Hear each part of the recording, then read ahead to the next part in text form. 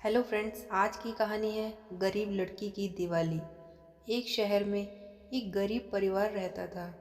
वह घर पर पेंट किया करते थे। दशहरा ख़त्म हो गया था और अब दिवाली आ रही थी। पूरे शहर में तैयारी चल रही थी, लेकिन उनके परिवार में कोई तैयारी नहीं हो रही थी। उनके पास बिल्कुल भी पैसे नहीं थे। घर में पूरे 4 लोग थे। पैसे ना होने की वजह से सभी उदास थे। बड़ी बहन बिट्टू ने सोचा कि वह मिट्टी के दिए और अलग अलग तरह के सामान बनाएगी और उन्हें मार्केट में बेचेगी। उसने कई तरह के दिए बनाए और अब दिवाली आने में सिर्फ 2 दिन ही रह गए थे, लेकिन उसके कुछ ही दिए बिके जो ना के बराबर थे। लेकिन वो रोज जाती थी और अब घर का खर्चा चलाने में भी पैसे नहीं थे। वो बहुत परेशान थी। एक दिन वह सड़क पर बैठकर दिए बेच रही थी। उसने देखा एक आंटी धीरे धीरे रोड पार कर रही थी और साथ ही एक ट्रक बहुत तेजी से आ रहा था। बिट्टू जल्दी से भागी और आंटी को संभाला। बिट्टू आंटी को अपने दिए वाली जगह पर ले आई और उन्हें बिठाकर पानी पिलाया। आंटी काफ़ी घबरा गई थी। फिर आंटी को होश आया और आंटी का बेटा भी वहाँ आया। बेटे को सारी बात बताई। बेटे ने बिट्टू का धन्यवाद किया और वहाँ से चले गए। बिट्टू रोड पर बैठकर वापस दिए बेचने के लिए आवाज़ देने लगी। अगले दिन दिवाली थी और आज भी बिट्टू ने सिर्फ 50 रुपये ही कमाए। बिट्टू बहुत दुखी हुई। वो अपने सारे दिए बटोर कर घर आ गई। 50 रुपये में जितना भी खाना आया सब ने थोड़ा थोड़ा खाकर सो गए। अब दिवाली का दिन था। बिट्टू ने सोचा, चलो दिवाली तो मना नहीं पाएंगे, लेकिन पूजा तो कर ही देती हूँ। उसने एक दिया निकाला। घी की बात तो दूर, बोतल में 4-5 बूंद तेल था। उतना ही तेल दिए में डाल दिया और दिया जला दिया। भगवानों की आरती की और फिर अपनी पोटली उठाई और रोड पर दिए बेचने फिर बैठ गई।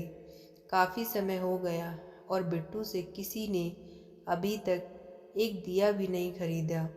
बिट्टू ने सुबह से कुछ भी नहीं खाया था और सोचकर परेशान भी थी कि उसके छोटे बहन भाई भी भूखे ही होंगे। बैठे बैठे उसकी आंख लग गई। उसे पता ही नहीं चला कि कब शाम हो गई।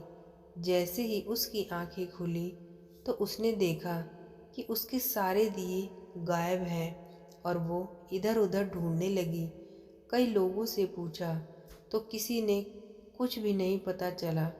अब बेचारी दुखी मन से खाली हाथ आंखों में आंसू लिए वापस आने लगी।